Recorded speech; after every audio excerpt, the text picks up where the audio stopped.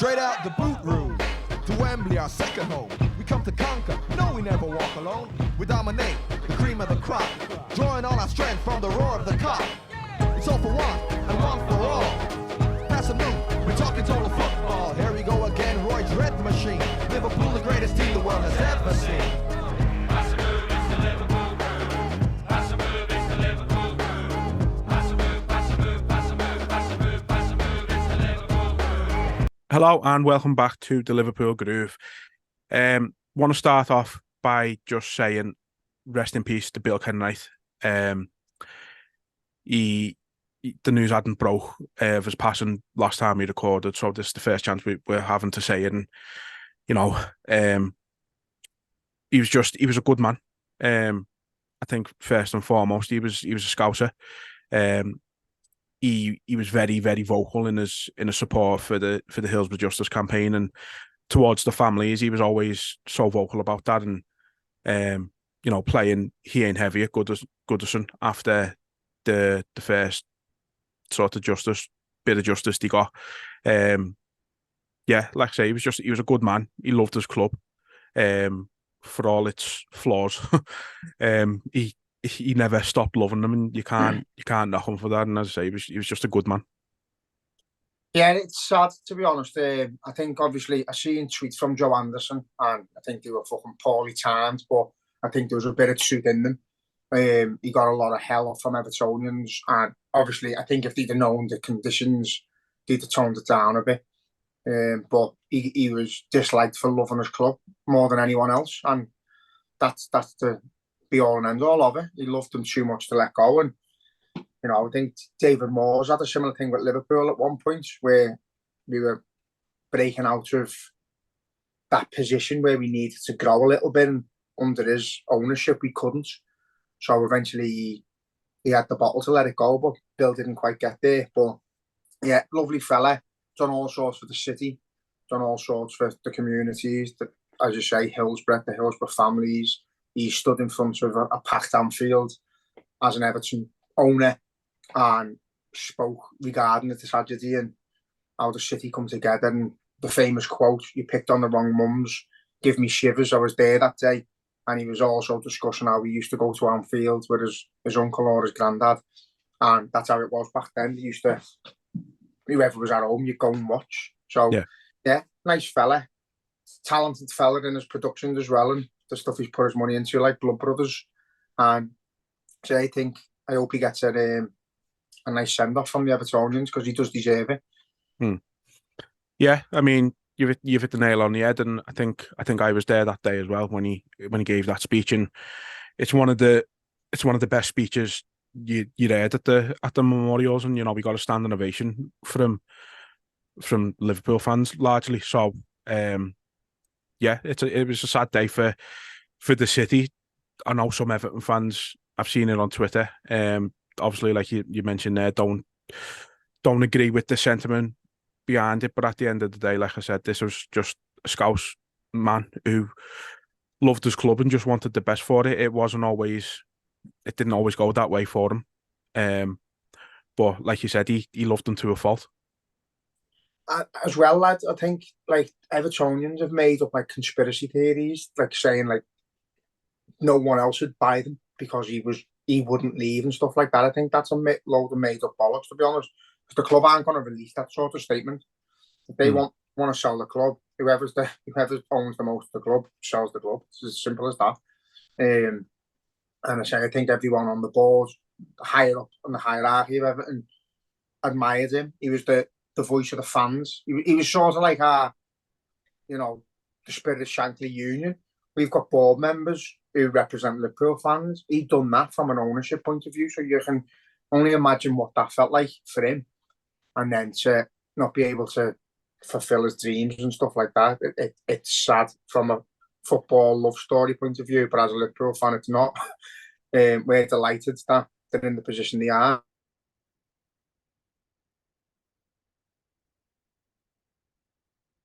You can't blame one man, and you can't, right? He largely had loads of members of staff who've been involved, and it's nice to have a voice that, you know, sees the game the same as the fans. You know, cry when goals go in and when for you and against you, and you feel it with your heart on your sleeve. So you can't knock him for everything he's done for the club and everything he's felt for the club. So I'll just end it with rest in peace, Bill.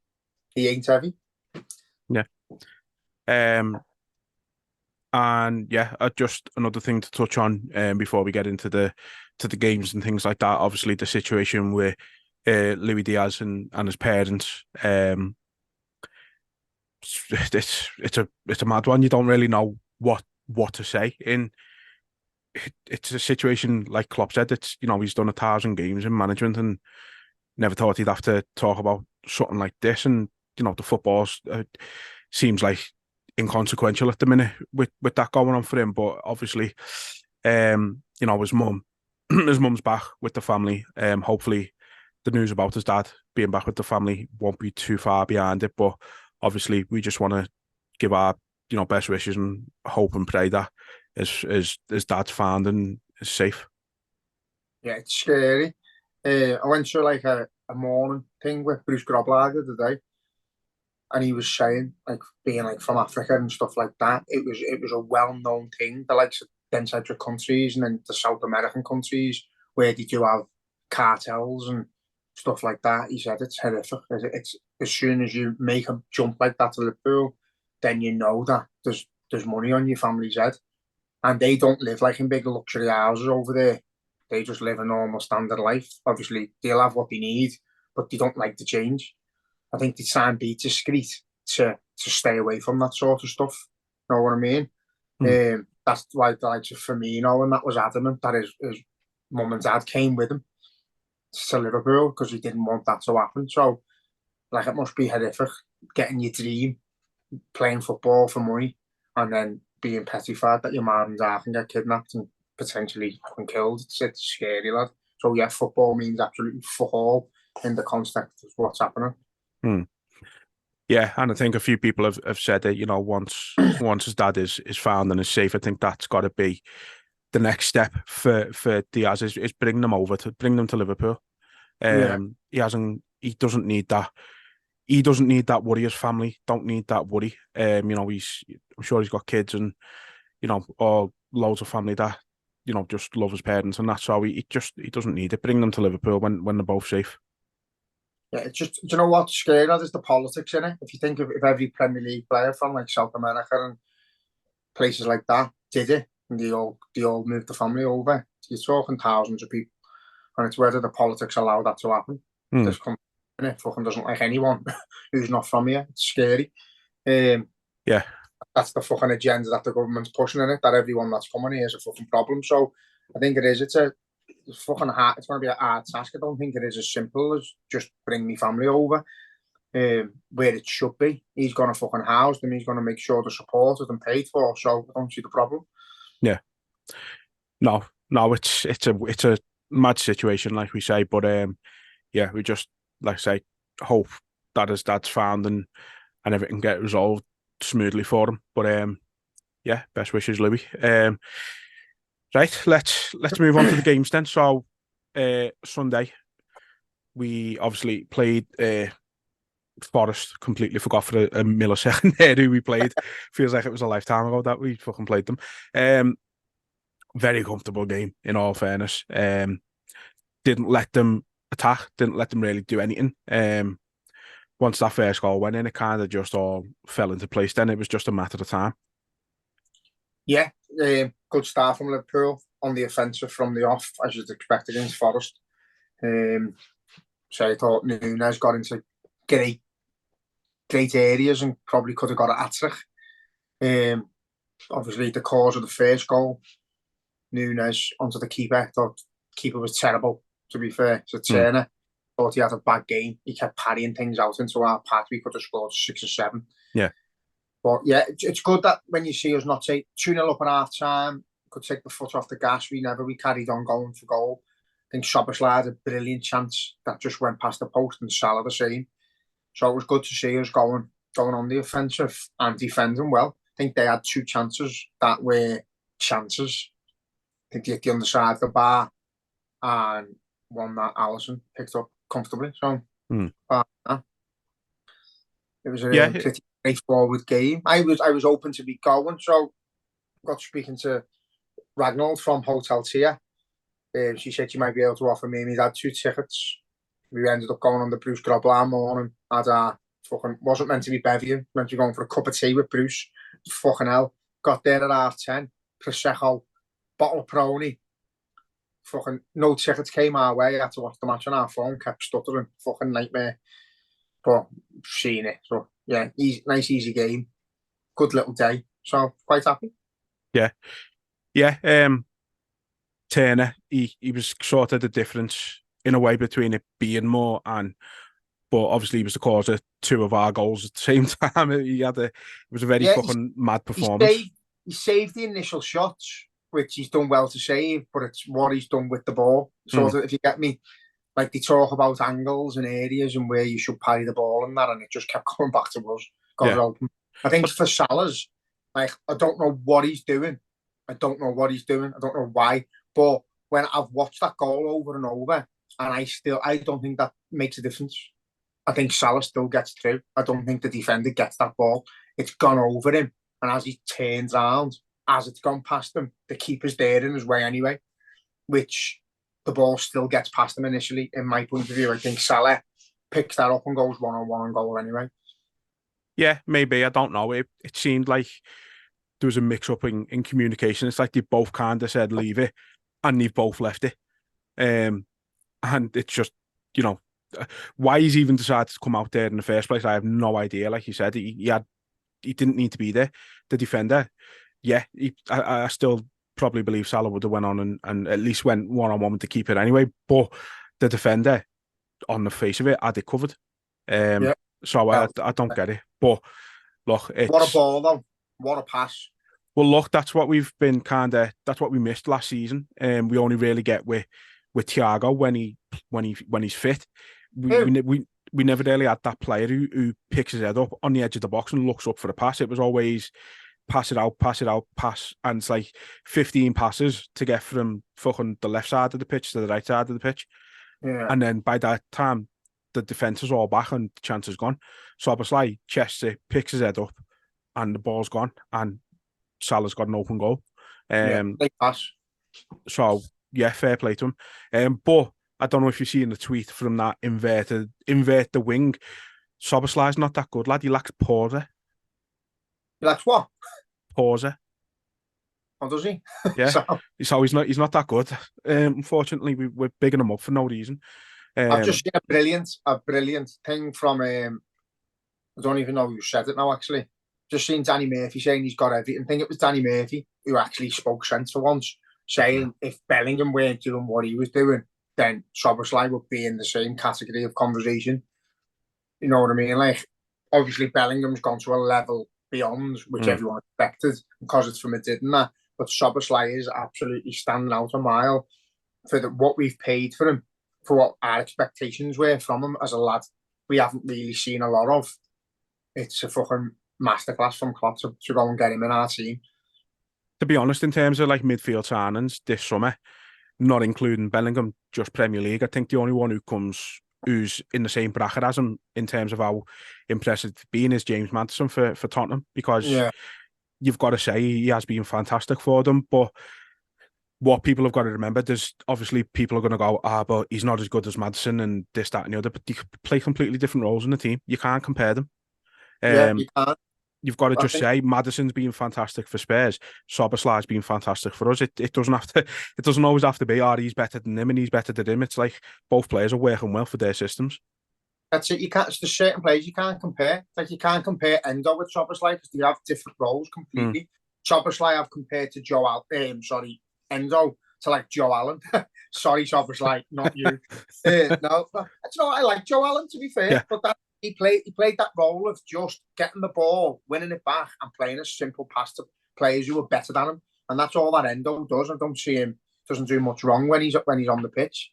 He fights, he wins the ball back. But yeah, it's great. It's great to see McAllister as well won the game against Forest, even from a deep role. He's come out again and said he's not really asked where he plays as long as if he's asked to play anywhere by the manager, he'll play there. And that's the attitude you want. You don't want him to come out and go, it's not going as well as we'd like, because I'm in the wrong position, I don't want to play there. He's come out and said, I'll fucking put the red shirt on, I'll play anywhere. And, you know, he can pick a pass out from, I think he plays the initial ball through to Salah in the first goal against Forest, then plays it to Nunes. And it just literally cuts 3-4 players out the midfield straight away, straight to Salah. A simple ball. Yeah, it's ticking nicely, lad. It is. And to be honest, we've said it before, there's no expectations on this team this season. We want to be better than last season, but there's no pressure on us. We've just got to improve. We've got to try and get in the top 4. And the way we're performing, the way we're winning games, some of the tough games we're grinding points out in, you've just got to be proud of them and think, fucking hell, this is a new era, and it's looking good. It's as exciting as it was the first time round. You just can't wait for the, like, if you remember the Chelsea game, lad, we wanted the season to end. Fucking hell, so over the top. But now you just can't wait for the weekends. You can't wait for Thursday nights. You want Liverpool to be on your telly, or you want to be in the ground. You want to be watching them because they're exciting again. They're working hard. They're looking like a proper team, and it is just a start again. It's literally a fucking start. So it is exciting times, lad. Yeah, I mean, I think McAllister, I think he is actually starting to adapt to the number 6 role quite well. I thought he mopped up everything against Forest. I thought he was very, very good. And Endo's been the same. I think he's adapting to English football. Now you can see it. Even the bits I did see last night, I thought he was really good. And you know, I think we're doing him a bit of a disservice, to be honest, because he's great at mopping the ball up and just breaking up play and stuff like that. But he picks his head up and he can pick a pass out. So just having someone, again, we kind of said it. He's looking like he might be a bit of a little bargain at the end, because no one was really interested in him. And then we've just popped up with a, £18 million bid, and it's just kind of been out of nowhere. We've kind of all just gone, we'll give him a chance. And to be honest, I think he's exceeding expectations. Yeah, he is. So some people had him fucking shocked before he even signed for us and was embarrassed that he was signing a 30-year-old. But, there's a reason why. And apparently, Klopp's wanted him for a while. But on our policy, it's never been able to happen. But he fucking overruled it. Yeah. He said that himself. He said our policy doesn't allow this to happen, but we made sure it happened. So, yeah, you say some players come in and they set the world on fire. Szoboszlai comes in, an absolute superstar. Diaz done it when he came in. Jota done it when he came in. But it doesn't happen all the time. We are fortunate that it has happened loads, but it can't happen all the time. Not every player comes and is just a fucking masterstroke from the off. But eventually they grow into it. McAllister's learning that number 6 role on the job, playing for Liverpool on the pitch and in training. He's not getting like fucking 3 to 6 months, just like the old days where you can pick it up in training and then go into the team and play the role. You know what I mean? He's learning on the pitch, so he's going to make mistakes. You've just got to hang with him and go, he's a fucking brilliant player. It'll work out, and it's looking better and better each week. Yeah. Wanted to just ask you about, obviously, the club and Spirit of Shankly have been under some, I wouldn't say pressure, but the people have been calling them out over the stance in terms of flags in the ground. Obviously, I don't know if you've seen Anfield Banners had his Endo flag confiscated. He's been putting his banners up in the main stand for the last 7 years, and now all of a sudden he's not allowed to. Spirit of Shankly, obviously, look, I'm a massive fan. Spirit of Shankly, everything they've done, I know you're the same. But I think the way they've gone about this leaves a bit of a sour taste. I think the fine with Ukraine flags, but Palestine flags is a no-go. It just seems a bit mad, and I've said this before. I know the situations aren't the same with the conflicts, and I understand that. But I just feel like they can because they are. But I feel like they shouldn't be picking and choosing when you want to support a particular side in a conflict and when they don't. It's fucking dead hard, lads. It's political and it's mad. Like you try and say keep politics out of football, and Spirit of Shankly quoted that, but then on the same post there was a picture of Shankly with Vote Labour. You know, so I get it. I get the sour taste from fans, but I do think it's a stance. I think they're just trying to distance themselves from it completely and utterly have no say in it, because, you know, you might have some people, Muslims who are Liverpool fans and some Jews who are Liverpool fans, and either flag could upset one or the other. You know what I mean? And it's not like the way Russia just went straight into Ukraine and tried to take over. It's an ongoing battle. It's an ongoing war, and what people need to realise is Hamas is in Palestine. You know what I mean? You can want Palestine to be fucking safe and people to be safe and not support terrorists. We should be filling the stadium with Palestine flags because of fucking, I think today it's recorded 9,000 civilians dead. You know what I mean? It's fucking petrifying, lad. It's horrible. I'm scared to pick my phone up in the morning. I'm seeing fucking babies getting pulled out of rubble, and little kids have been shot and stuff like that, lad. It's sickening. I don't get why the club haven't made a full statement. If the club made a statement saying, listen, we understand we've got fans from both sides, we've got fans in Israel, we've got fans in Palestine, and we don't want to upset either, so we're keeping neutral. You could accept that. You could sort of accept it if they come out and told us what was happening, but you can't say, oh, everyone lift a yellow and blue flag up for Ukraine, but fucking grabbing people out the crowd because they've got Free Palestine hoodies on and t-shirts, which you're seeing as well. So it's no good. I think Spirit of Shankly need to make a statement where their stance is. I think the club need to make a statement in regards to flags with national symbols on. Like, what the fuck? Why can't you have the Japan flag on the main stand in support of Endo? Why can't, makes no sense to me at all. It doesn't make any sense. The fact that he's had flags there, I've seen a brilliant comment from him. The fact that he's had the flags there for 7 years, and they're saying it's like health and safety risk. He said, well, you've fucking impeded the health and safety of our fans for 7 years, then, haven't you? So we should be punished. It's true. They're doing nothing. They're just hanging there. His flags, his works up in the Liverpool shop. There's Mo Salah's had the Egypt flag that he put the fucking design onto. Yeah, they used his banners as part of the fucking kit launch last season. Yeah, so I don't get it. I just don't know. You know, you don't know everything. You don't know what he's saying is 100% true. I bet my life it probably is.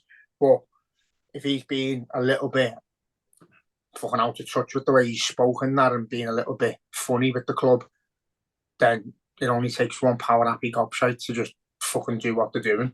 And it sounds that way. It sounds that way every week, to be honest. Stewards are fucking casing people to sit down and taking flags off people. I don't know if you've seen the one video of a steward asking someone to take the Palestine flag down, and in fairness to him, he was sound about it. Like you could tell he didn't want to ask him to take it down, but you know he can't risk his job at the end of the day for it. And he said we've had that conversation with the club, trying to understand why they're asking us to do it, kind of thing. And yeah, no ill will to him. As I say, he's just doing a job he's being told to do, unfortunately. That's the thing. Like, if there's one or two flags on there and you've got the power to take it off someone, to go now. If everyone takes one in, they can't do fuck all. No. It's the same with the standing. We used to say you can tell 4 people standing up to sit down. They have to. So everyone else is sat down. Everyone stands up. Just tell them to fuck off. You can't kick it all out. You can't arrest everyone. So it's doing things in groups. I've seen that lad who done a fundraiser for flags and stuff, and people were ridiculing him. And I seen another lad who was saying that he got kicked out and no one stood by him. But I just think it's just a fucking very horrible situation where people are scared to offend anyone or show a side, which I don't think, by not wanting innocent people to die, I don't think you're picking a side. I think you're just a fucking normal human being. You know what I mean? You're not condoning terrorism by not wanting people to be dead. So yeah, it's just a horrible situation, and the rest of the world's just stood by and watching it. So I think everyone, if one big force went out there and went, right, fucking let's stop this, then you'd get all your little bandwagon jumpers. If Man United tomorrow put Free Palestine on a mural, Liverpool would follow them. It's just what, if everyone started doing it, the problem we've got is it's like the way the media are, the way the media is led, we're not allowed to see what's really happening unless it's on someone's video. Seeing hundreds of thousands of people protesting, but it's not making the news. Seeing it in Amsterdam live, talking, couldn't get past the road for half an hour. That many people walking past with flags. No animosity, no aggression, just asking for freedom. Well, what's not to fucking support about that, you know what I mean?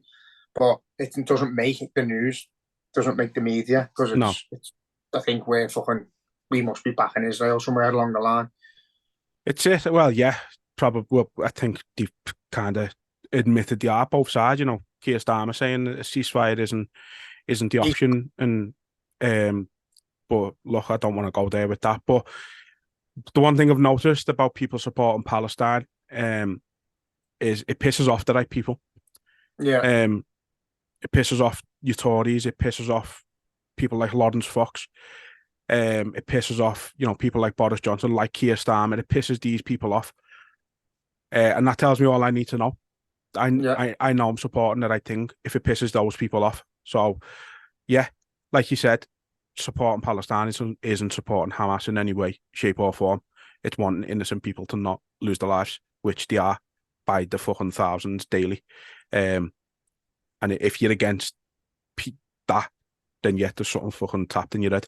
The only way I can analyse it, it's like having 20 people in the cop and saying, do you know what, it's absolutely right. One of them's punched one of your mates, go in and shoot the whole cop. Go and shoot the whole cop dead, just in case you miss them 20 people. That's exactly what's happening. Yeah. It's that simple. And fucking Hamas will be under tunnels anyway. You won't find them. And they're not interested in the 9,000 civilians they're killing. They've got no soul. They're not interested in anyone living or dying as long as they're causing fucking issues. But let's fucking move on from that because I'm depressed. No, well, you know what? I was just going to say last thing on it. Like, I don't know if you're onto him, that James O'Brien from LBC. He had someone call into his radio show and he just ended him with one question. And he said, if Hamas was hiding in Israel, would the Israelis bomb a hospital in Israel just to make sure that they got Hamas? And he couldn't answer it. And that's what it boils down to. But look, like I said, there's no logic in the people saying that they're right to do it. There's no logic in Keir Starmer saying, oh, there shouldn't be a ceasefire because it means they mightn't get Hamas. Fucking hell, if they haven't got them now, they're never getting them, are they? There's 9,000 people dead. But yeah, fucking hell. Football clubs. No, I know. Do you know what? It's the same, like Black Lives Matter. Do you know what I mean? Stuff like that. As soon as one club went on the knee, everyone wanted to go on the knee to show support. It just needs one big outfit to say, do you know what? The world's fucked. You're all wrong. Let's do this. Let's show support. And everyone else will jump on the bandwagon. Before you know it, lad, there'll be all sorts of Palestinian flags everywhere, and it's right. Yeah. Thought Celtics was phenomenal as well. Fair play. Well, look, as I say, I didn't want to sort of dive too much into it, but I thought it needed mentioning because, like I said, there's been a lot of people pissed off with the club and Spirit of Shankly, so it needed addressing. But look, on to last night's game. Tough conditions for them. I haven't seen much of it, I'll be honest. Watched the highlights last night, but yeah, tough conditions. Second half, it looked like Bournemouth actually played well from what I've seen. I asked on Twitter how we were playing, and people were saying we were shit. And then Darwin fucking scores the most Darwin Núñez goal of all time. Miscontrols it, nearly goes out for a throw, and then turns into prime Luis Suarez. So yeah, look, we're in the half of the next round. That's all that matters. Yeah, to be fair, what I've seen in the game, I've looked at the highlights and that. It was a lot closer than the Forest game. I think Kelleher made 2 or 3 good saves. Their keeper made a few as well. Quite close in the stats. We had more possession. But, we played a weakened team. So-called, we've got young lads like Kwanzaa, absolutely he's standing out a mile, getting man of the match for us anyway. Fucking getting all the plaudits. Gomez played well. We're creating chances. And then, yeah, you've got the Gakpo goal, what you'd expect of him. Little poacher's goal. Goal they scored was a bit poor defensively. I think we kept to the zone too much. Gomez, if he'd have stepped off the line, would have been able to put him off. And then, yeah, Darwin Núñez, it's Darwin Núñez. The pass from Trent as well, by the way. First time pass right into his feet. I'm blaming the wind because there was a fucking hurricane. And it's gone past them. I love the fact that you can hear their fans cheer so loud when he mistouches it. And then within what a fucking flash, within 2 or 3 seconds, he's at the edge of your box and the ball's in the net. And it's just when I seen on Sky Sports News, he was trying to blame the goalie. And there's just not a fucking chance in hell he's getting that. No. It doesn't go right in the corner. But the way it dips and loops, lad, it's just a fucking... It actually looks like it's going to bend right into the corner and then somehow doesn't and goes over. I think just a brilliant finish. And, you know, just every time I see him, I get little flashbacks of other players. And that's only credit to Núñez. You see, as you just said there, you've seen a bit of Suarez in him yesterday. We've seen bits of Torres in him. Poacher goals like Rush and Fowler. He's just got a bit of everything in him, and he's a fucking lunatic. And I just love him. He is Captain Chaos.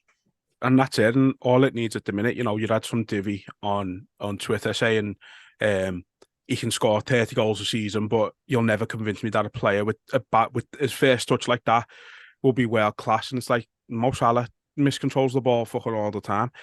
Romelu Lukaku, as someone pointed out, has got one of the worst fucking first touches in world football ever.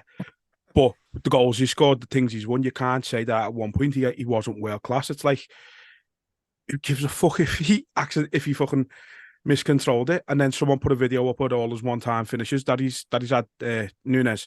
So it's just bullshit. It's just people trying to discredit him because they've said he's going to be shit this season. He said he's not going to be any good for us. He's got 12 goal contributions in 14 games. He's only played 290 minutes. And he's got a bet. He's averaging a goal contribution every 50 fucking 8 minutes or something like that. You know what I mean? He's fucking flying for us.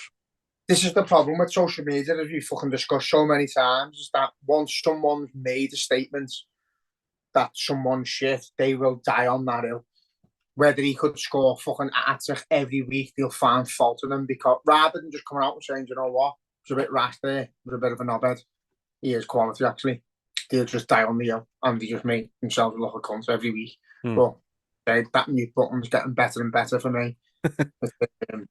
It's just the way it is, unfortunately, with some of our fan base. I don't even call them fans. They're just bandwagon jumpers when it went well and when, you know, because we never signed Haaland and stuff like that, they sulk. But, you know, as much as I admire Haaland as a footballer, and I think he's brilliant and he's a better goal scorer than Núñez and probably always will be, I prefer Núñez. Yeah. He fits us. He's not arrogant. He doesn't strut around the pitch. He's involved in the game when the ball's not in the box. He runs. He fucking works hard. He's a Liverpool player. Haaland's a luxury Man City player. We've got a player who is like the epitome of everything we love in the game. The likes of, you know, we say about the likes of Dirk Kuyt and all that, Lucas Leiva, not technically the best players, but they give everything for you. Yeah. Let me punch this dog a sec because he's just chasing his tail. What are you doing? No, you're absolutely right, and I think, you know, Darwin Núñez it's a testament to our scouting as well. I want to say, because I seen something the other day that so he was meant to come for a 10-day trial at Liverpool when he was still playing in Uruguay. Yeah, so when he was still playing in Uruguay, he was meant to come for a 10-day trial at Liverpool, and he got injured, so he couldn't come for it. So, you know, people were saying last season, it's a panic buy, you've overpaid for him, and that's like, well, that just proves now he's been in our radar since before he even got to Europe. I don't think, do you know what, it's mad with the term panic buy. We fucking bought him with loads of time left. Yeah. And he just tore us apart over 2 legs in Europe. You know what I mean? Over 2 games in Europe. absolutely stood out a mile, looked phenomenal coming down that left. That's why we bought him. And he's 21, 22. He's a fucking young lad. It's the same as talking to you about Gravenberch. Like, because he had a bit of a bad spell at Munich. Oh, that's his career over. He's fucking 21 years old. He hasn't even started yet. He's not even fully grown. No. Fucking hell, give him a chance. So, I understand other fans wanting to, because that's what football's about. If your new player does something a bit shit, you love to highlight it. But not our own. Fucking get behind. Stop being dickheads. But so I think it is only you won't see a person in the grounds or in the pubs around Anfield giving shit to any of these players now. You'll find a load on Twitter because they're just helmets. But, I think they said before about the Anfield atmosphere, it's fucking dying a bit. But, wait till the big games and if it picks up and Nunes is scoring goals like that in front of fucking 60,000 people. Yeah. Eventually when the Anfield Road's open. But yeah, it's exciting, lads. You're getting players like him that he doesn't know what he's going to do. So no defender can know what he's going to do. And that's the beauty of some of our players. I think Szoboszlai is similar. Gravenberch is similar. They're fucking all working hard and no one thinks they're too big for the boots. They just come in, put the red shirt on and they play for the fans and fucking I'm proud of them. Yeah. Yeah, and I just want to say, you mentioned the Anfield atmosphere there, but that away end last night, again, from what I have seen and heard from them, that away end was fantastic. Fair play to them because that as well. Yeah, what a fucking journey. Fucking fair play to the lot of them. So, but that's just a taste of what the atmosphere could be like if we had a fucking ground full of people like the away ends, because the away atmosphere never disappoints with our fans, with a lot of fans in fairness. Do you know what, Jake? The problem, sorry lad, it does sometimes, and it's more the closer games.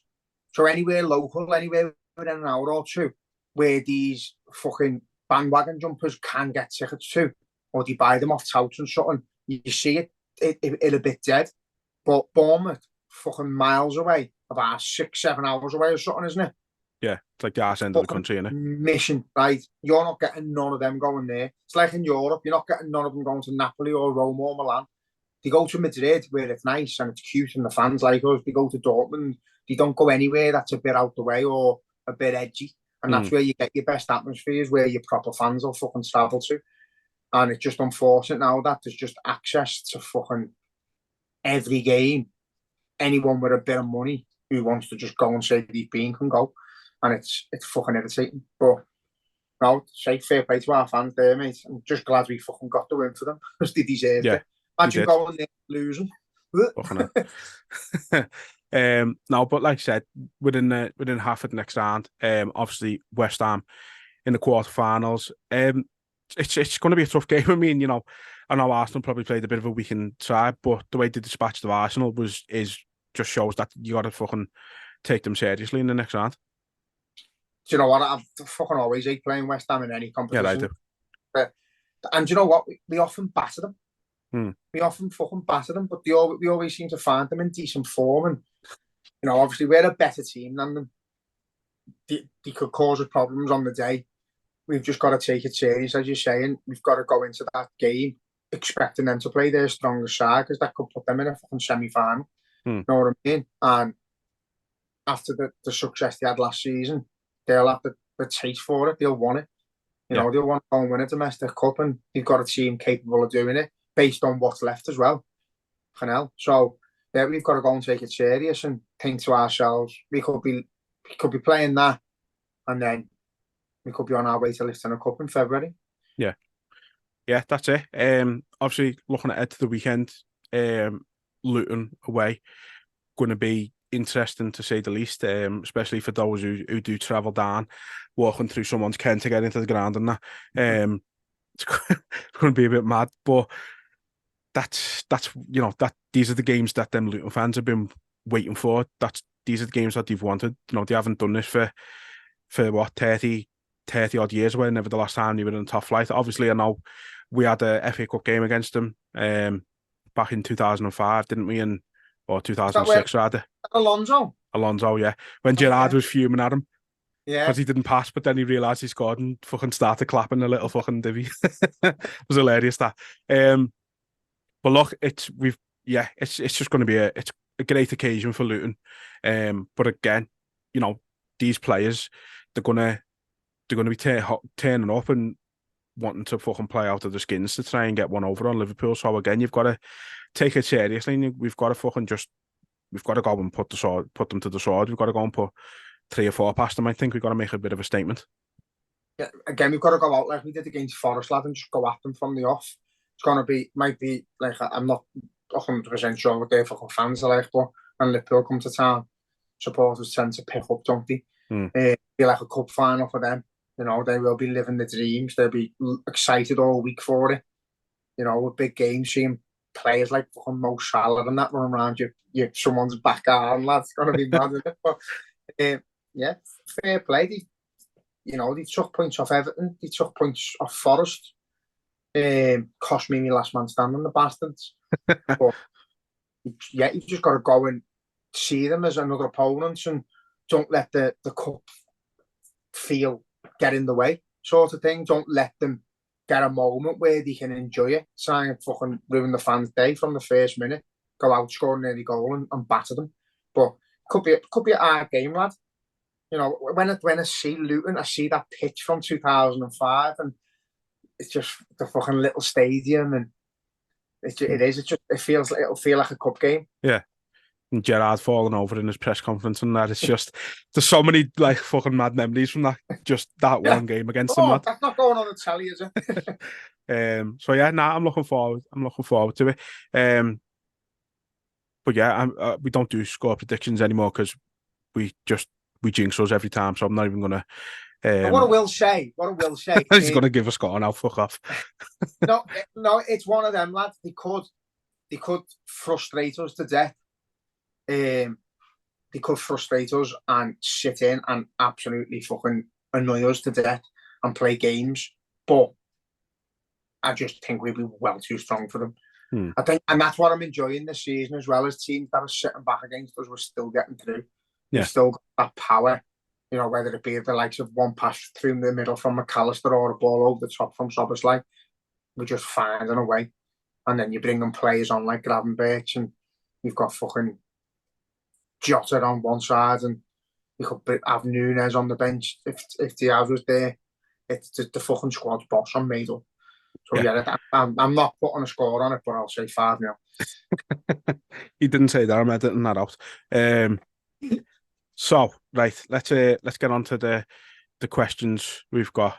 Only the 2 this week, but they're from obviously your little Jedi, because so you know what to expect here a little bit already, but we'll get into them. And then just a quick one: if you do listen to us and you can hear us, throw us a question next week, please. Yeah, please send those in.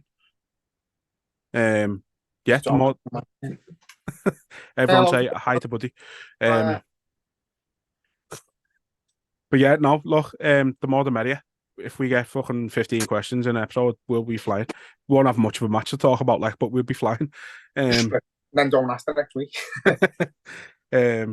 So yeah, and then after the questions we've got, so this week I asked Jay to give me his top 5 players, Premier League only, he wish had played for Liverpool, because we had a lot of fun talking about our worst 11s last week, so I thought I'd try another one this week and have a bit of fun with that. So let's get into these questions. First one is shockingly normal,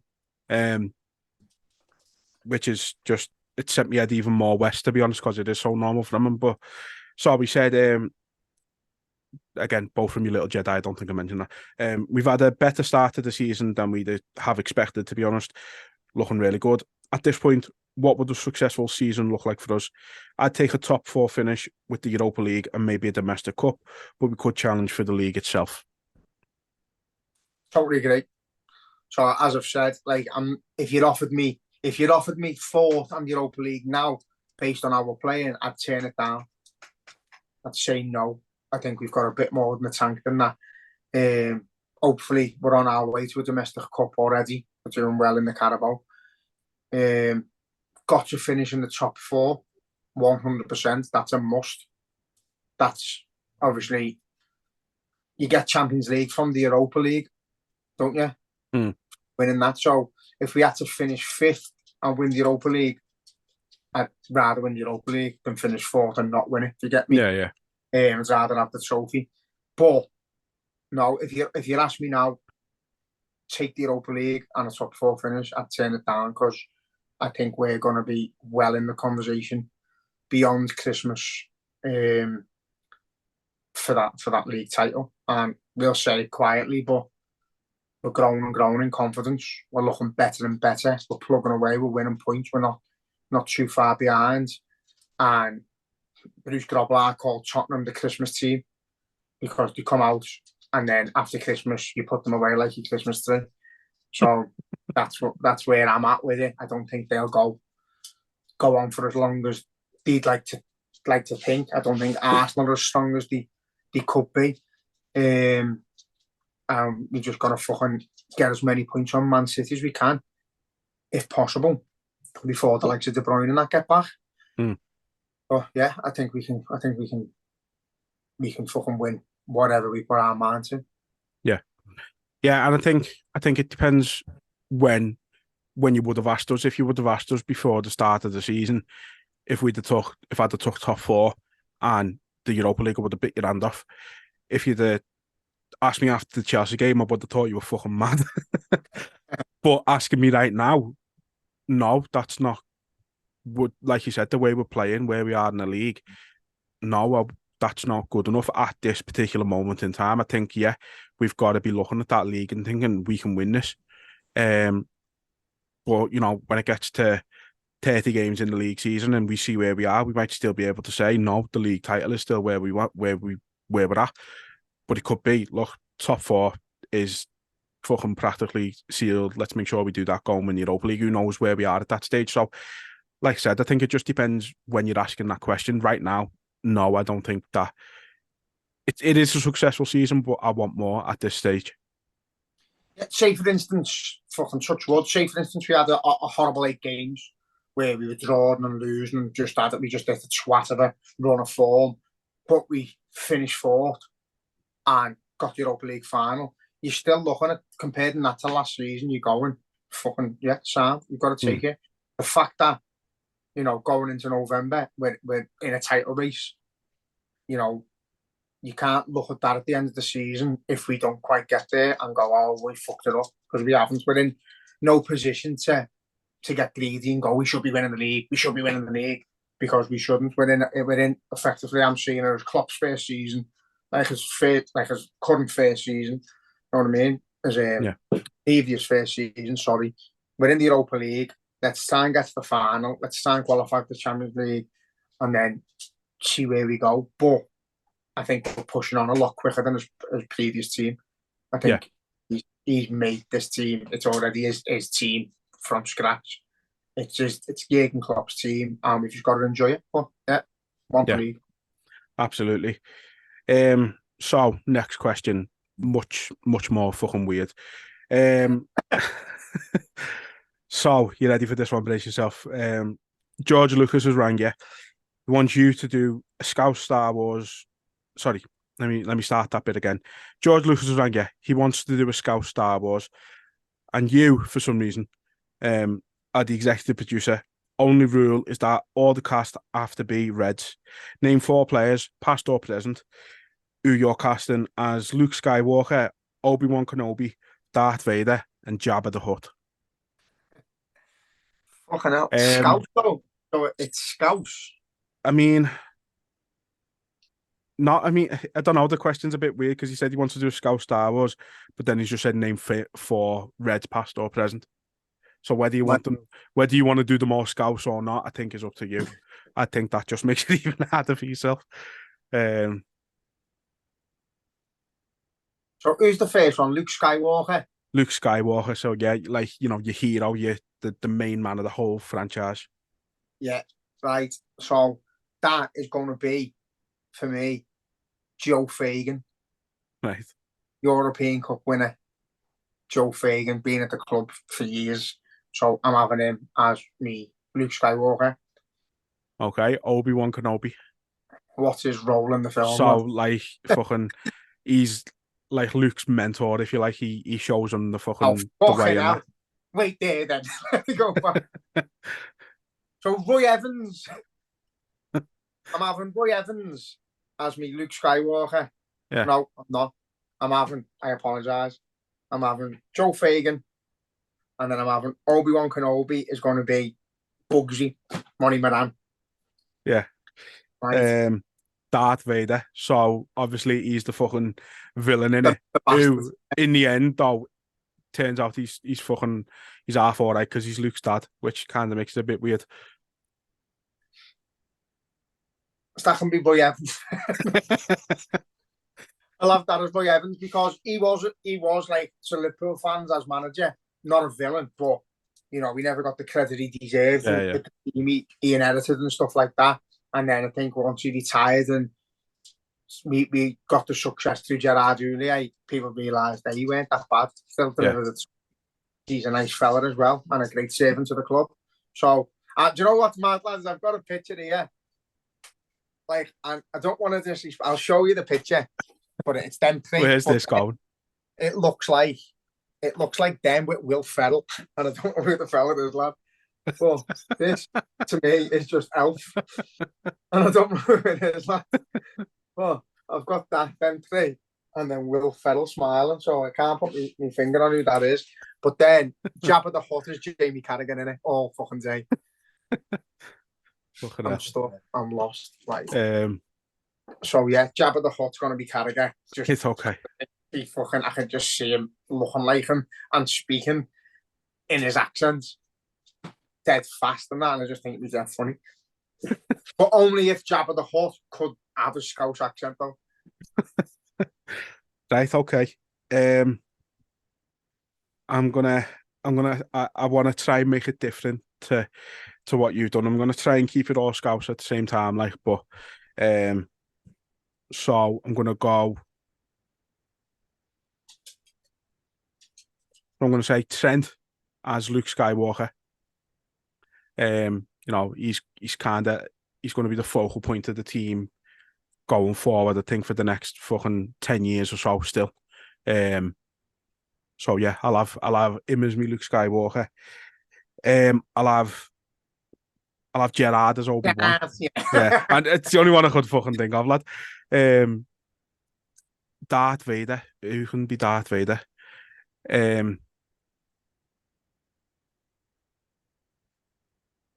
I was going to say Michael Owen, but I'm not having him. You know what? Darth Vader. I'm going to have Steve McManaman because at the start he was. Yeah, well, no, like, so the way I'm looking at it, you know, when he was playing for us, we all loved him. He left for Madrid in fucking rat circumstance, basically. Said he was going to sign a new contract and that, and then just fucked off. And now we just don't really like him because of his commentary. But it's like, if you'll watch Star Wars, the first 3 films, he's all good and that, and we love him. And then the next 3 films, you fucking hate him and want him to die a bit. Not saying I want Steve McManaman to die, but just sort of, it's the only way I can think of it. So yeah, Steve McManaman's me Darth Vader. And then Jabba the Hutt.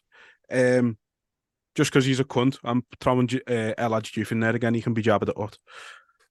It's not Scouse, but he's not going to talk. He's just going to get shot, isn't he? So. No, I went dark there, didn't I? Okay.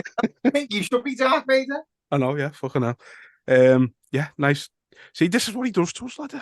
I can't ask his questions, but don't stop them. Right, and then, so as I said, I asked Jay for his top 5 players, Premier League only, who we wish to play for Liverpool. And I've obviously done my 5, so we'll do them one by one, bit similar to last week. So, no particular order, but who have you got? Who's your first one on your list? I haven't got a list because I had that many.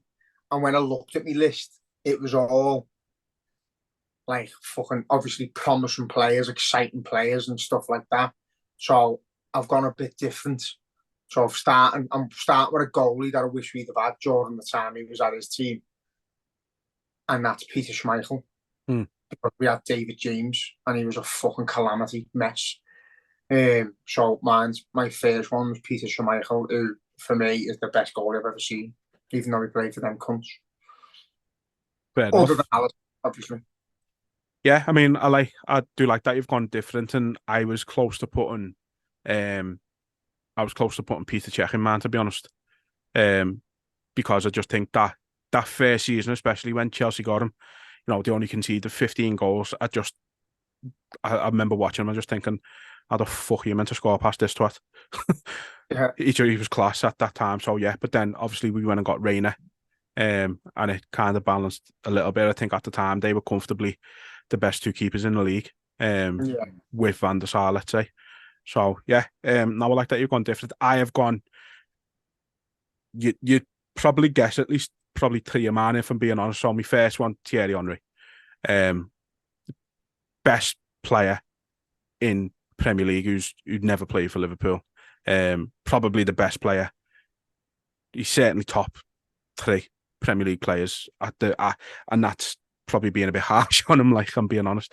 He was just phenomenal. He was ridiculous, lad. He should have been playing for a Barcelona or a Real Madrid for his whole career.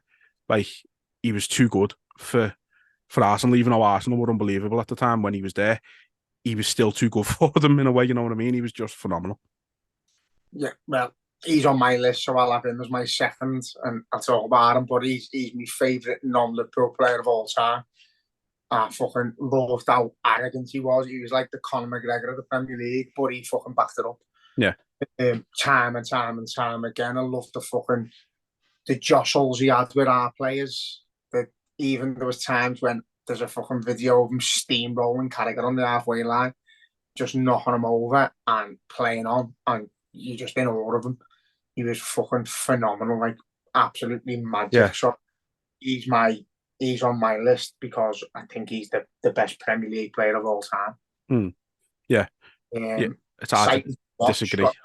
And, you know, as you say, even though he's played for one of the best teams probably ever to play, he still stood out a mile. With, you know, fucking else. They had some superb players, but he stood out a fucking country mile in the league and for Arsenal. So, yeah. I think my favourite video, like I keep saying it, Henry, is one from when Arsenal played Madrid at the Bernabeu, and he picks the ball up in his own half, and he's doing it to waste time, and he just picks the ball up, he knocks it head, jogs, he's faster than everyone else on the pitch, just jogs to get the ball, and then it gets tackled and gets put out for a throw-in, and he just walks away looking at, like, not looking at the camera, but, you know, he just walks away with this fucking, it was just it was one of them where he's just going, yeah, I'm the fucking man.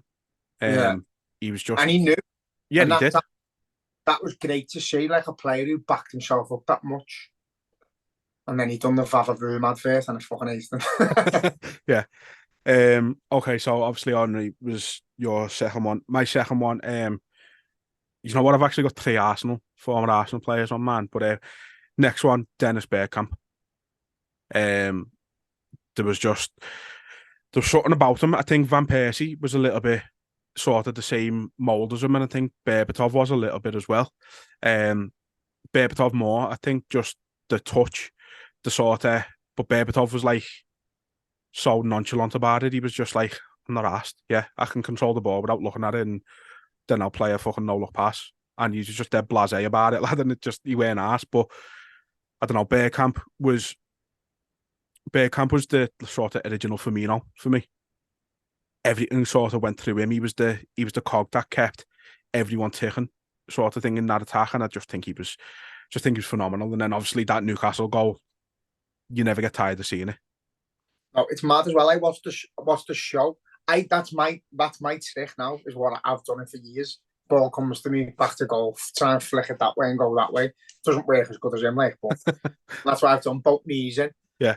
But watch the show of him, lad, and the start of him, like, he struggled. You know, he had a tough time to begin with, and then all of a sudden it just clicked. And I think, where was it today? It was where went to Amsterdam, went on the Ajax tour, and big pictures of Bergkamp there, and I think they won the Europa League while he was there, but he was sick and never got to play. So they obviously thought that much of him. They fucking took the cup to his room. And there's a picture of him in bed in his jammies and that with the cup. So yeah, fucking fantastic player again. You could probably pick most of them from Arsenal. Yeah. My next one's Arsenal, and it's Vieira. It's Vieira because again, I loved how he played the game. I loved how elegant he was, how he strided or strode, is that the word? But the way he just moved on and off the ball was just like you could watch him without the ball and still he had a presence about him. Fucking tall, hard fucking fella who got stuck in, fucking defended his own team, and when he scored, they were often fucking belters. Yeah. So I hate all this conversation. Like, is it Gerrard, Lampard, or Scholes? I put Vieira ahead of Scholes. Mm. And I think if you take away Lampard's penalties, you're taking a lot of goals off him. And he was a brilliant player and a brilliant team, Lampard. But for me, Vieira could do a little bit of everything, a bit more like Gerrard, I think. Yeah, he's my other Arsenal player, to be honest. And I just think, like, at that time when he was at height of his powers at Arsenal, and we had sort of our midfield too was mainly sort of Gerrard and Hamann. And like Hamann was great for us, don't get me wrong, he really was. And I don't think it can be underestimated how much he actually did do for us, even if he's a fucking massive helmet these days. But like, imagine if we're on one today, aren't you? I know, yeah, I'm fuming for some reason, aren't I? No, but like, imagine if Gerrard had Vieira next to him, is the way I look at it, and just think we would have been on another level if he was there next to Gerrard. And yeah, I agree with you. I think he could do a bit of everything. Like Gerrard, obviously not quite as prolific goal scorer wise, even as Gerrard, but then I think if you would have had Vieira doing the sort of defensive bits and letting Gerrard stay further forward, Gerrard would have scored so many more goals. We would have conceded so many less with Vieira in the team, lad. I just think he was he just oozed class, didn't he? He was elegant. He was fucking, yeah, he was an absolute Rolls Royce of a midfielder. Yeah, I just used to love the battles, like the likes of him and Gerrard going in 2-footed on each other, and the respect was there. It was like a boxing fight at times. Mm. It was the same with Keane. The respect's there that you're a good player and you're a hard man, but I think I'm harder and I'm going to go in first tackling, and you just fucking love them games and miss them games. Yeah. I miss the animosity and the hunger where you'd risk to hurt or be hurt. You know what I mean? In them games, and that's what they were all about. I mean, blood, sweat, and tears. Yeah, you look at it. It was you had Keane and Vieira was the rivalry for Arsenal and United now, and you go into that game now, and it's Odegaard versus Fernandes, and it's not the same, is it? Like, don't get me wrong, Odegaard's a very good player. Fernandes, when he's not sulking like a little bitch, can be a good player, but it's like you never got that with either a Keane or Vieira. It was like, you're going to try and break my leg, all right, I'll get up and try and break yours. Do you know, this is why I love Keane as well, because Keane's struggling to come to terms with how football's going, and I think majority of proper football fans who love the game are as well. We don't want to be seeing fucking like these pricks going down holding their head now because they know it's going to stop the game when they haven't been touched. Stuff they need to just quash that rule. It's shit. Players shaking hands in the tunnel before games and like giving the mates a hug before they go out on the pitch, who are from the same country and stuff like that.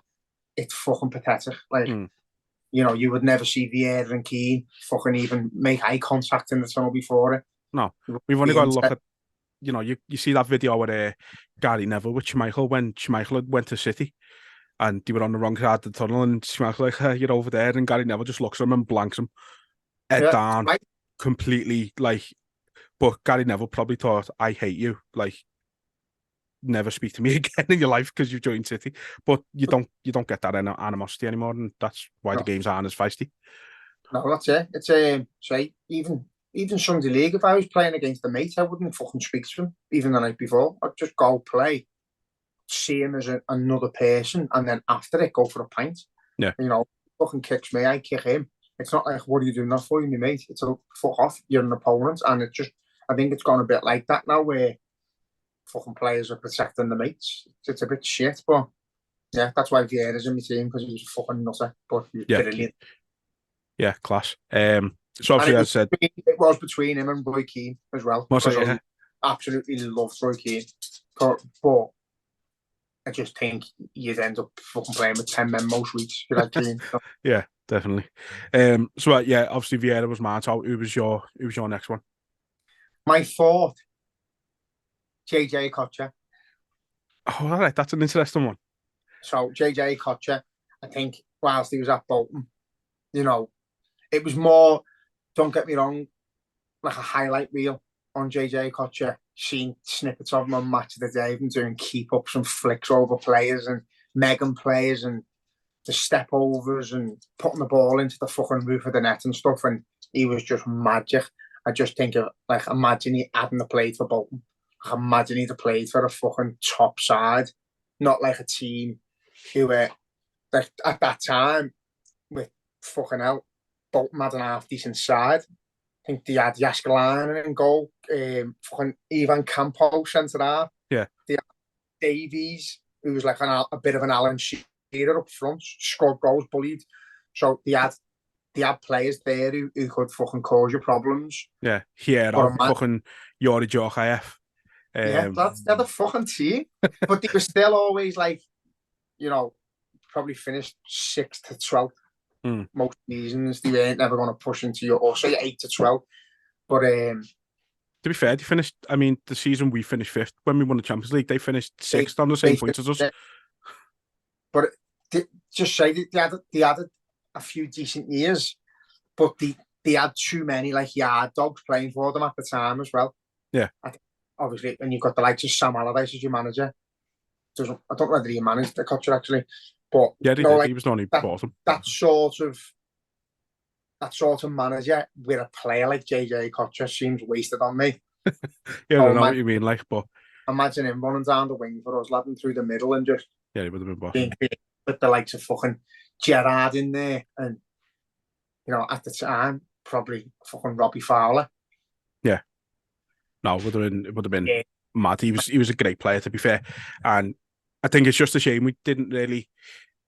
I think it's a shame he was only here for a couple of years, and yeah, he was great for Bolton. And if we're being honest, like I think he probably gone from PSG. He was playing alongside Ronaldinho at one stage, and then he's rocking up to fucking Greater Manchester to play for Sam Allardyce. It's a fucking mad. It's a fucking nightmare, world, isn't it? Yeah.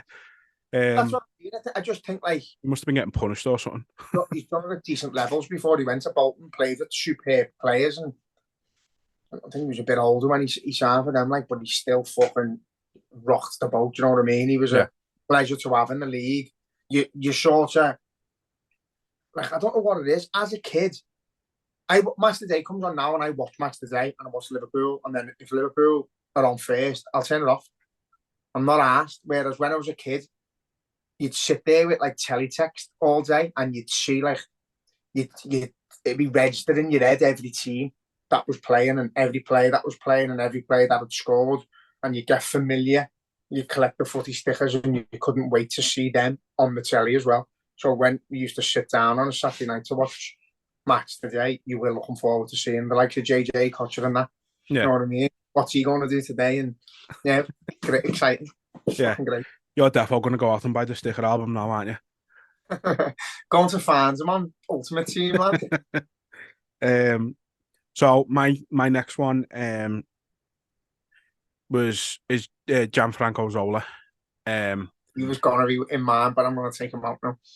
Yeah, so again, he's just another one. I think he was just he was probably too good. He was very flair player. I think he was a bit of a he was just I don't know. He was just magic with the ball at his feet, lad. He didn't score the greatest amount of goals or anything like that, but there was just something about him. He was just you couldn't help but watch him when he was playing.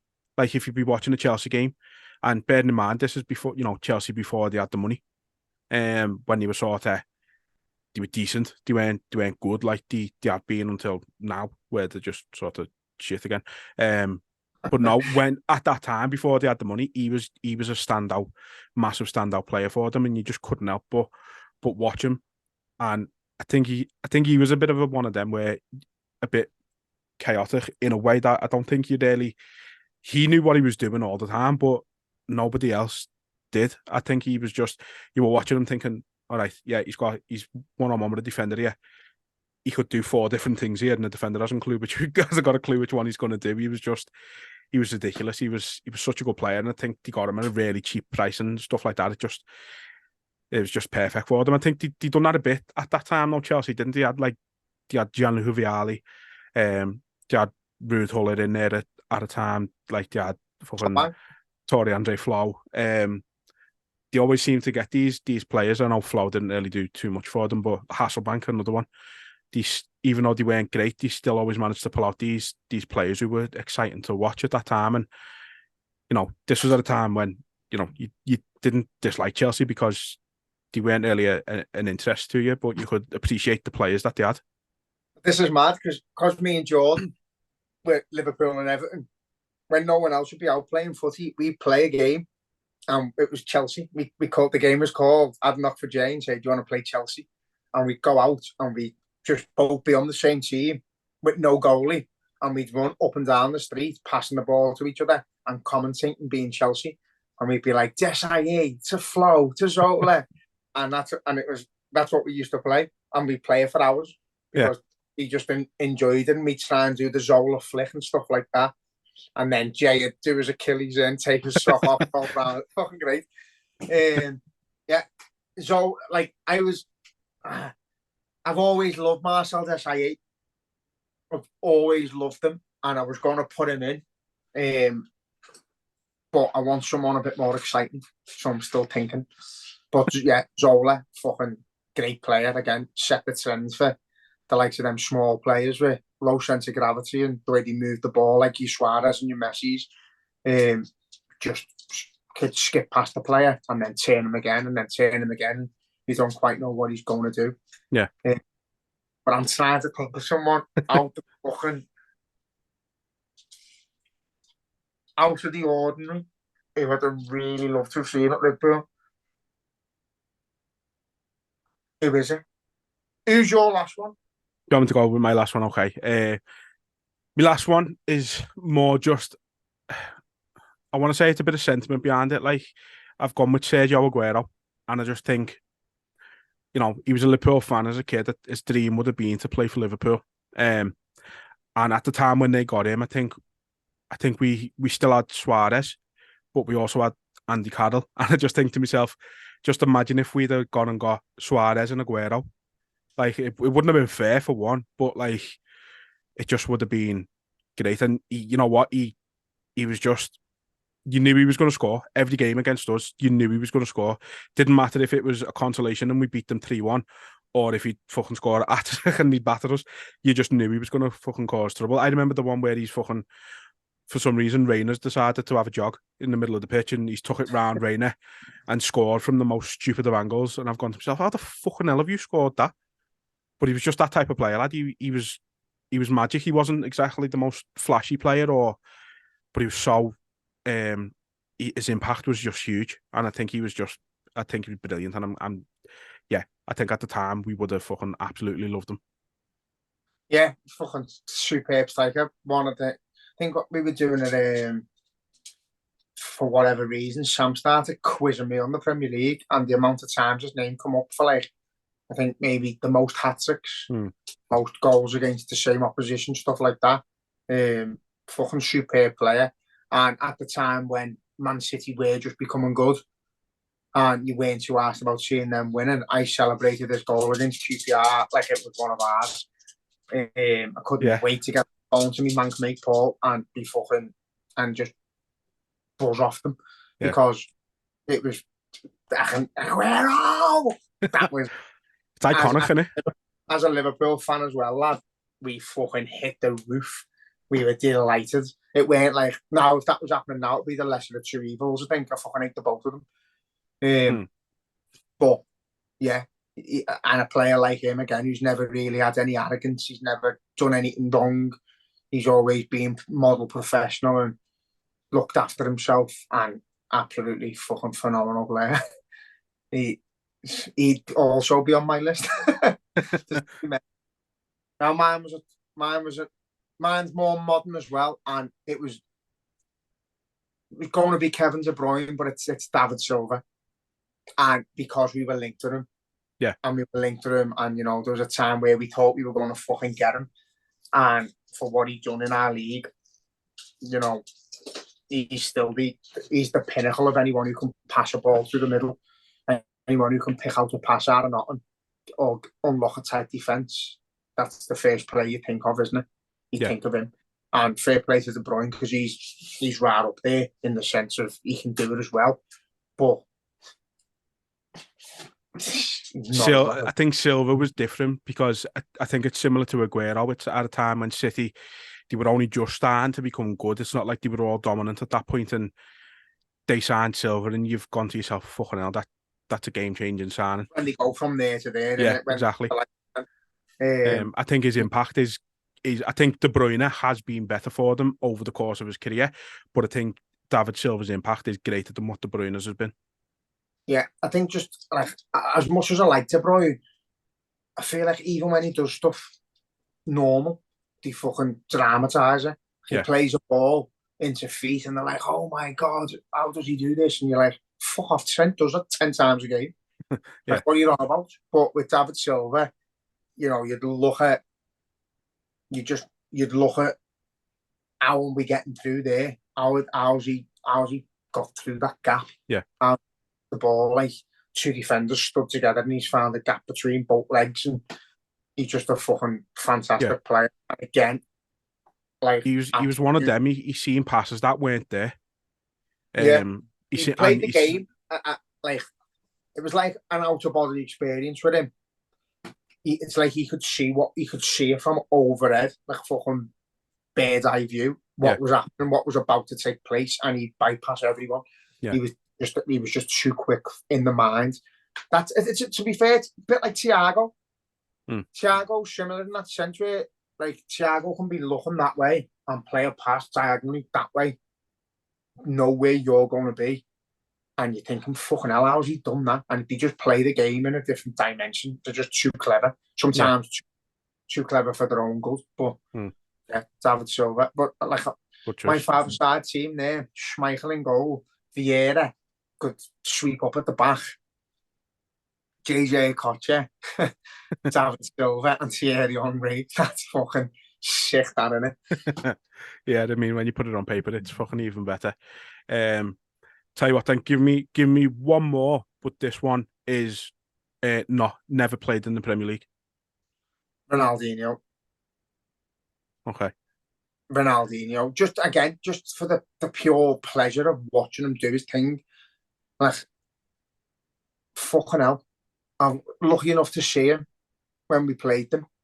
When we beat them in fucking, well, they beat us.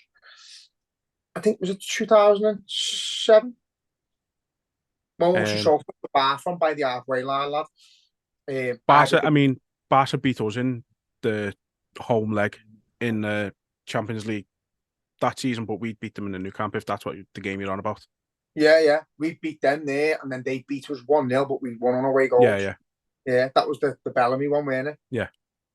So they was beating us 1-0, and the same thing happened. Ardigo Johnson missed in the fucking last minute to put them through, and we hit the bar, Momo Sissoko.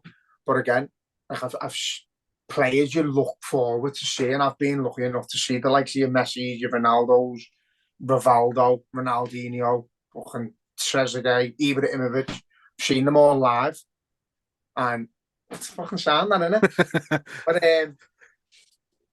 him, not because of what he done live, what I've seen him do for other teams. That goal against Chelsea is one of my favourite goals of all time, where he just stops it dead and toys it around the defender.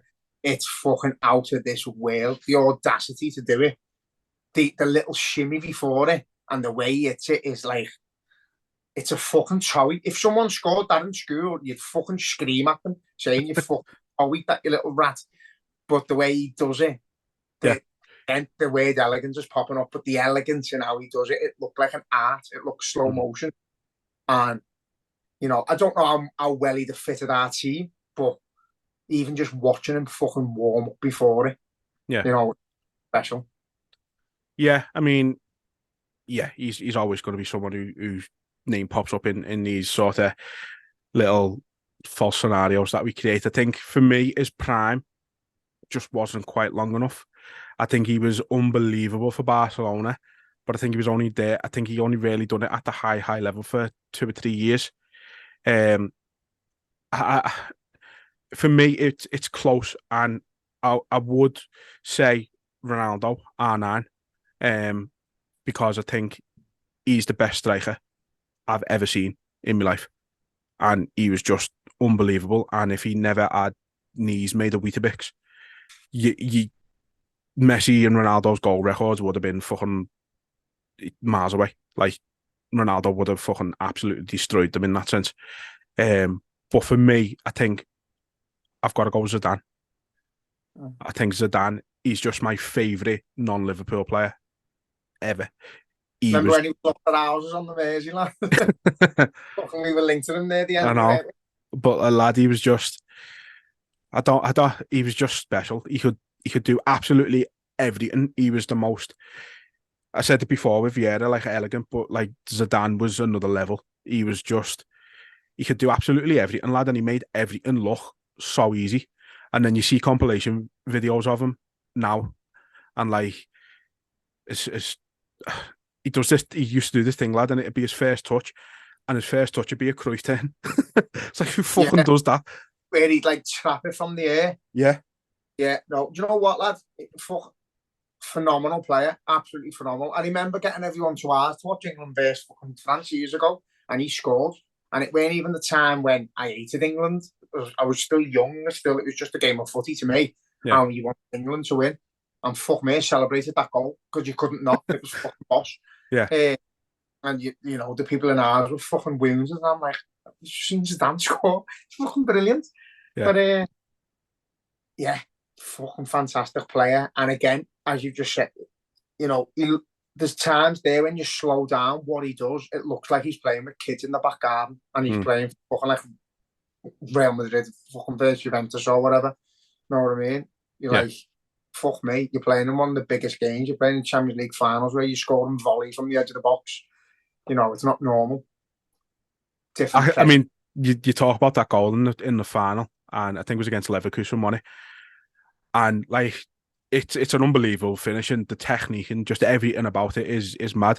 And then from a critical point of view, from Leverkusen's side, I look at it and go, why are you giving Zinedine Zidane that much space on the edge of the box? Don't care how high the ball is in the air, and that he's set himself for the volley 3 minutes before it's come down and it's his foot.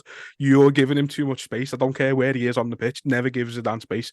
But he was the type of player that it didn't matter. You could put 4 players around him, box him in, and he'd fucking get out with the ball somehow. And then so clever. It's like, it's hard to even like the way people analyse stuff. Like, I don't even know what you'd analyse on him. He was just good at getting out of gaps. He was just unbelievable. Your players first touch, like, you're eyeing up how you're going to tackle him, and he's done. Yeah, that's it. Player. He's running at defenders and they're thinking how they're going to tackle him, and he's already celebrating the goal in his head. It's mad, lad. And that's where your best players are. They play a different game. They're a level above everyone. Like, even you think of some of the players that were around when Zidane was there, and he made them look shit because of how good he was. You know what I mean? Unbelievable. But there is videos. There's like a compilation video of him like doing all the touches and the skills. It's not necessarily his goals or his assists. It's what he done when he received the ball. And there's times where there's like 4 or 5 fellas just chasing him around in a circle, and he's just spinning here, Cruyff and there, Megan one, and you're like, fuck, it's like playing, like Jordan's our fella used to have us in the front garden, and he'd be fucking there shielding the ball, and then he'd make you wait. It was like that, lad. When we 5, and he's a fucking 40-year-old man, just buzzing off you. That's what it was like. But then, unbelievable player. Well, look, lots of fun again. it's been a long one again. I appreciate again, like last week, everyone who's stuck around for this long to actually listen to everything. I really do appreciate it because this is a long one again. So yeah, massive thank you. But gonna end it nice and quickly there. Just yeah, let's fucking get the win on Sunday. Let's go and ruin someone's. Let's go and ruin some Luton fans' afternoon, and then go and have a couple with fucking Brenda while she's hanging a washing out in the back in behind the goal. She does us a roast. I know, yeah. But look, until next week, up the Reds. Up the Reds.